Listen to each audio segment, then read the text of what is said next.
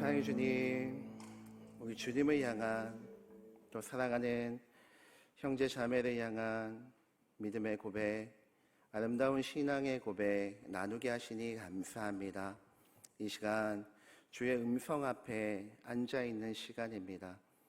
나의 고집, 나의 생각, 나의 아집들을 다 버리고 성경을 통해 오늘도 하나님께서 내게 주시고자 하는 주의 음성에 귀 기울이길 원합니다.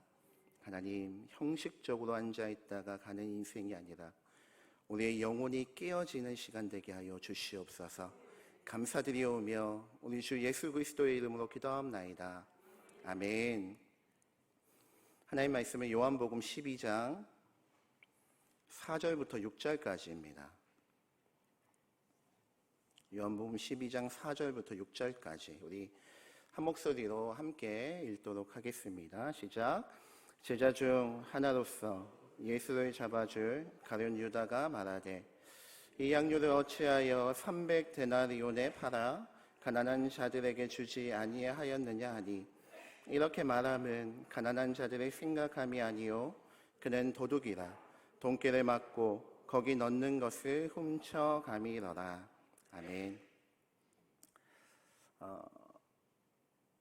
요한복음 12장의 이 나사로 집에서 일어나는 이 잔치는 예수님을 모시고 하는 잔치이죠. 그래서 예수님을 모시고 구원의 은혜를 받은 자들이 우리 예수님으로 말미암아 즐거워 기뻐하는 이 잔치가 오늘날 우리가 드리는 예배의 모습이다 이렇게 얘기할 수 있는데요. 그 속에 마르다는 일을 하고 봉사의 일을 하고 나사로는 전도하고 있고 마리아는 귀한 그 신앙의 헌신을 지금 예수님께 드리고 있는 거죠.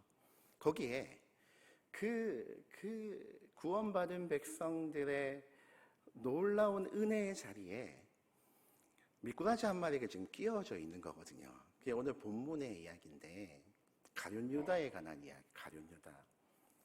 그 마리아가 지극히 비싼 향유를 예수님한테 다 깨뜨려 드렸더니 그로 말미암아 그 온 집에 그 향유의 향긋한 냄새가 착 진동하는 거예요. 너무 퍼진 거예요. 얼마나 좋고 아름답습니까?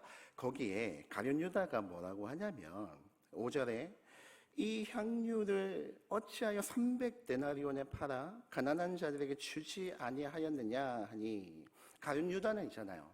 이 향유가 아까워 미치겠는 거예요. 가난한 자를 생각하는 것 같지만 6절에 보면 도둑놈 심보가 그 안에 들어있다 이렇게 말씀하고 있죠. 예수님께 이 귀한 것이 다 쏟아지는 것이 아까워서 막 미칠 노릇인 거죠. 가룟 유다가 보기에 이 마리아의 이 향유를 깨트리는 것은 허비하는 것처럼 보여요. 왜 가룟 유다가 이것을 허비하는 것처럼 보이냐면 누가복음 7장에 보면 이거 다 설명하기는 좀 시간이 기니까 오늘 본문과는 다른 구절인데 또 거기에 한 여인, 죄 많은 여인이 예수님께 나아가 이 옥합을 깨뜨려 또 향유를 예수님께 부어드리는 장면이 나오거든요. 거기에 이 가룟 유다하고 비슷한 바리새인 시몬이라는 자가 있는데 그 자가 그것을 보고 마음속으로 막 아까워하고 이러니까 예수님께서 하신 말씀이 있어요. 예수님께서 뭐라고 하시냐면 그의 사랑함이 많기 때문이다. 받은 일이 적은 자는 적게 사랑하느니라 이렇게 말씀하거든요. 이게 무슨 이야기냐면 예수님께 향유를 깨뜨려 드린 자는 뭐의 표현이라는 거예요? 그가 예수님을 얼마나 사랑하고 있는지 그것을 통해 표현하고 있다라는 거예요. 그럼 가룟 유다가 자기 것도 아니거든요. 지 것도 아닌데 그 향유가 예수님께 깨트려지는 것을 보고 아까워가지고 안절부절 못하는 이유는 딱 한 가지라는 거예요. 가룟 유다가 예수님을 뭐하지 않기 때문에 사랑하지 않기 때문이다. 예수님은 그렇게 말씀하시는 거예요. 사랑하지 않기 때문에. 주님을 사랑하지 않기 때문에 주님께 드리는 그 무엇이든지 간에 허비하는 것처럼 보이는 거예요. 시간을 허비하는 것처럼 보이고 물질을 허비하는 것처럼 보이고 인생을 허비하는 것처럼 보이는 거예요. 10,000원짜리 한 장이 아까운 거예요. 조금도 손해보기 싫은 거예요. 이유는 딱 한 가지예요. 예수님을 사랑하지 않기 때문에 그래요. 근데 여기서 우리가 주목해 보고 싶은 것은 무엇이냐면 4절이에요. 4절. 여러분 4절 같이 한번 읽어볼까요? 4절 시작. 제자 중 하나로서 예수를 잡아줄 가룟 유다가 말. 예수님을 사랑하는 마음이 전혀 없는 이 가룟 유다가 제자 중 하나래요. 12명의 제자, 그들을 사도라고 부르지 않습니까? 그 영광스러운 직분 중에 있는 자 중에 한 명이 이 가룟 유다다. 그 제자들 중에, 그 사도들 중에 예수님을 사랑하지 않는 자가 함께 있다라는 거예요. 여러분 뭐가 생각납니까? 알곡과 가라지의 비유가 생각나지 않습니까? 마태복음 13장에 나와 있는 이 알곡과 가라지의 비유. 밭의 주인이 좋은 씨를 뿌렸는데 이후에 원수가 와가지고 또 가라지를 뿌려버린 거죠. 그래서 알곡과 가라지가 이 세상 어디든지 간에 뒤섞여 있다는 거예요. 여기서 핵심은 뭐냐면 장소가 구분되어져 있지 않다는 거예요. 이 세상은 장소를 가리지 아니하고 알곡과 가라지가 뒤섞여 있다는 거예요. 그 이야기는 무엇이냐면 심지어 신자들의 모임 가운데서도, 더 쉽게 이야기하면 우리 교회 안에도, 더 적극적으로 이야기하면 지금 예배하러 모인 우리 안에도 뭐와 뭐가 섞여 있다는 거예요. 알곡과 가라지가 뒤섞여 있다는 거예요. 여러분 가룟 유다를 생각해 보십시오. 목사님 우리 교회는 안 그래요. 가룟 유다를 생각해 보세요. 12 제자 안에도 가라지가 들어있는 거예요. 그렇다면 이 가라지에 대해 한 가지 오해를 우리가 좀 풀고 가야 되는데, 이 가라지의 종류가 성경에 보니까 한 2종류가 되어지는 것 같아요. 첫 번째는 완전 가라지가 있어요. 누구처럼? 오늘 본문에 나와 있는 가룟 유다처럼 완전 가라지가 있고, 또 하나는 마귀의 유혹을 받아 잠시 가라지 역할을 하는 인물이 있어요. 제자들의 예를 들면 완전 가라지는 가룟 유다라고 할 수 있고, 잠시 가라지의 역할을 하는 자는 베드로를 생각해 볼 수 있겠죠.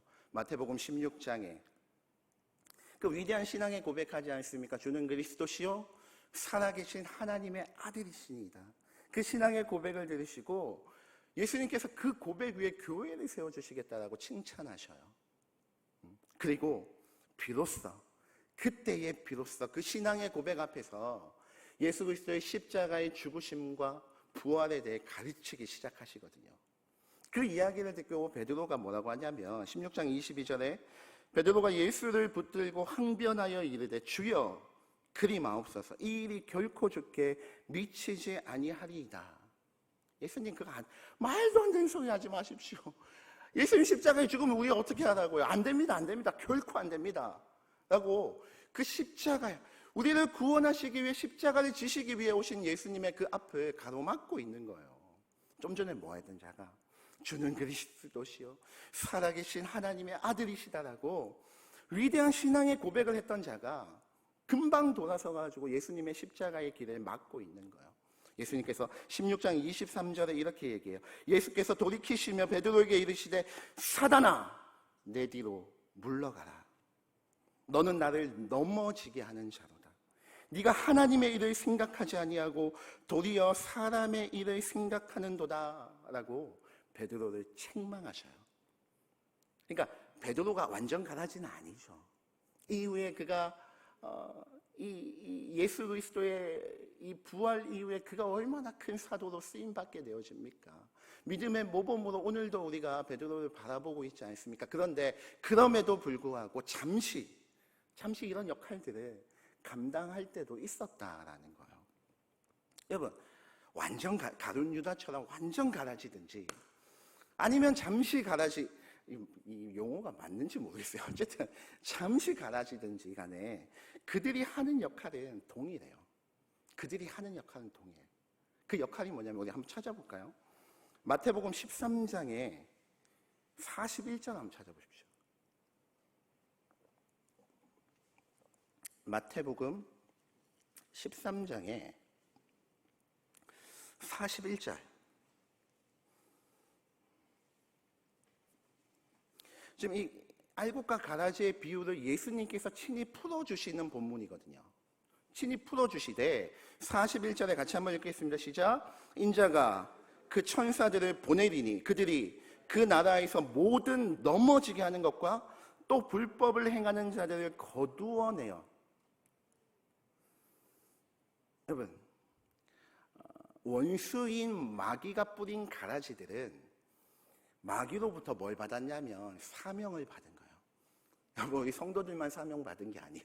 마귀가 이 교회 안에, 그리고 이 세상 군데군데 다 뿌려놓은 이 가라지들은 마귀로부터 사명을 받았는데 그 사명은 두 가지라는 거예요. 첫 번째, 모든 넘어지게 하는 것과 불법을 행하게 하는 것이다.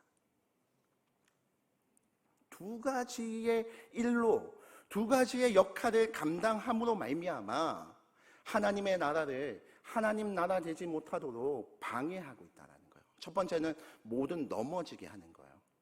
여러분, 믿음으로 사는 자들을 넘어지게 만드는 거예요. 한마디로 태클 거네요. 태클. 어떻게든지 간에 믿음으로 살지 못하도록 방해하고 있는 거예요. 예배드리고 말씀 보고 기도하고 봉사 조금 열심히 하려고 하면 뭐 또 그렇게 열심히 하냐고 말리고 드는 거예요. 그리고 하는 말이 뭡니까? 어떨 때 야, 니만 신앙생활 하나? 유난 떤다고 핀잔 주는 거야. 그런 이야기 들어보셨습니까? 뭘 또 신앙생활 그렇게 유난 떨면서 하냐고 태클 거는 거야. 어떻게든지 열심으로 주의 일 감당하려고 하는 자들 넘어뜨리고 싶은 거예요. 여러분, 신앙생활 좀 유난 떨면서 하면 안 됩니까? 할렐루야. 좀 유난 떨고 좀 해주세요. 유난 좀 떨면서 주의 일 좀 감당해 보셔요. 응? 아멘. 제가 맛있는 거 사드릴게요.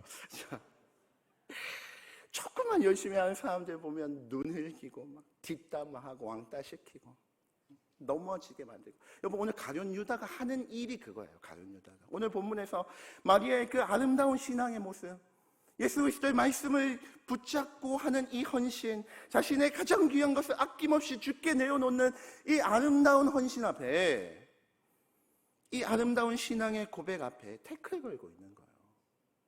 마리아 좀 넘어뜨리고 싶은 거예요. 여러분, 그래서 때때로 있잖아요. 때때로 주의 일을 감당하는 자들은 귀를 막을 필요가 있어요. 귀를 막아야 돼. 언제 어디서 태클이 들어올지 모르거든요. 언제 어디서. 마귀는 가라지들을 어느 데나 심어놓고는 우리가 주의 일을 감당하지 못하도록 자꾸만 태클 걸고 싶어 하는 거예요. 그래서 때로는 있잖아요. 귀를 꽉 막고는 주변에서 들려오는 소리들을 튕겨내야 돼. 안 그러면 그 자빠져가지고 막 피투성이가 되는 거예요. 여러분, 주의 일 열심히 하다 피투성이 돼가지고 교회에서 막 주저앉아 있는 사람들이 얼마나 많습니까? 넘어지게 만든 거야. 넘어지게 만든 거야. 두 번째, 가라지는 뭐 하냐면 불법을 행하는 거야. 불법을 행한다. 그 얘기는 뭐냐면 하나님 말씀대로 살지 않는다라는 거예요. 죄 지으며 산다라는 거죠. 근데 가라지들이 하나님의 말씀대로 살지 않고 죄를 짓고 사는데 어떻게 사냐면 진짜 잘 사는 거예요. 악한 자가 죄 짓고 사는 게 나랑 무슨 상관입니까, 목사님? 가라지들 상관없이 나만 믿음으로 신앙의 말씀에 순종하며 살면 되지 않습니까? 그렇게 묻는다면 저는 이렇게 답해주고 싶어요. 참 순진하시네요. 참 순진하셔요. 뭘 모르고 하는 소리예요. 왜냐하면 죄는 강력한 영향력을 가지고 있기 때문에 그래요. 그래서 구약에서는 이 죄를 나병에 비유하는데, 나병, 가장 강력한 전염병 중에 하나인 나병을 죄와 동일시해서 설명하고 있거든요, 구약에. 그 이야기는 뭐냐면 죄는 나병처럼 강력한 전염성이 있다라는 거예요. 제가 이런 이야기 잘 안 하는데 제가 오늘 좀 부끄러운 고백 한번 해볼게요. 제가 어릴 때, 지금은 공소시효가 끝나가지고 신고해도 어쩔 수 없을 거예요. 제가 20대 중반 뭐 이럴 때 교회에 새로 오신 형이 계셨어요. 제 개척교회, 조그만 개척교회인데 그 형이 사람이 참 사람 좋았어요. 완전 남자답고 하여튼 사람이 좋았어. 근데 이 형이 어릴 때부터 예수님을 믿다가 교회 오신 분이 아니라 처음 예수님을 믿다 보니까 예수님을 믿는 믿음은 있는데 뭐가 안 바뀌었냐면 아직 그 삶이 잘 안 바뀌었어요. 근데 그분하고 금요일 날 우리 금요 이제 철야를 끝내고 그날 청년들 같이 저기 제 대전에 있었거든요. 대청댐에 가가지고 고기 구워 먹기로 한 거야, 밤에. 그래가지고 그 예배 드리기 금요일 오후에 이제 청년들 몇 명하고 그 형하고 같이 홈플러스에 가가지고 이제 장을 보는데요. 여름이라고 수박이 나왔어요, 수박이 나왔는데 갔더니 수박이 종류가 두 개예요. 하나는 이렇게 큰 수박이고 하나는 그거보다 조금 작아요. 큰 수박을 보니까 2만 원이야. 작은 수박을 보니까 15,000원이에요. 근데 그 형이 아무렇지도 않게 작은 수박에서 스티커를 딱 떼가지고 큰 수박에 붙이고는 그걸 들고 가는 거예요.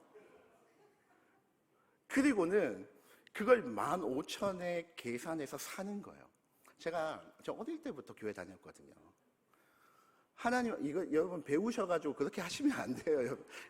제가 어릴 때부터 교회를 다녀가지고 그 순간에 저 형은 왜 저렇게 행동하지? 아니 5,000원이 뭐 그렇게 큰 돈이라고 왜 저렇게 행동하지? 정말 이해가 안 됐어요. 그리고 정확히 한 달 후에 제가 그 짓 하고 있더라고요. 정말 정확하게 한 달도 안 돼가지고 제가 수박 사러 가가지고 그 짓 하고 있는 거예요. 공소시효는 끝났습니다, 여러분. 회심의 미소를 지으셔도 어쩔 수 없어요.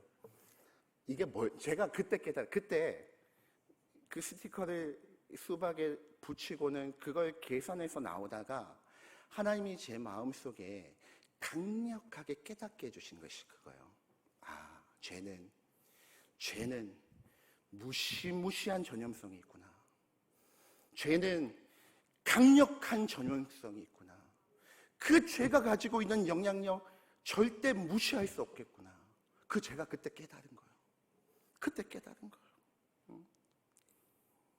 그 죄가 그렇게 강력한 전염성이 있다 보니까 이 가라지들이 교회 안에서 우리 주변에서 하나님을 무시하고 하나님의 말씀과 상관없이 살아가는데 그들이 죄를 지으며 살아가는데 잘 살아가거든요.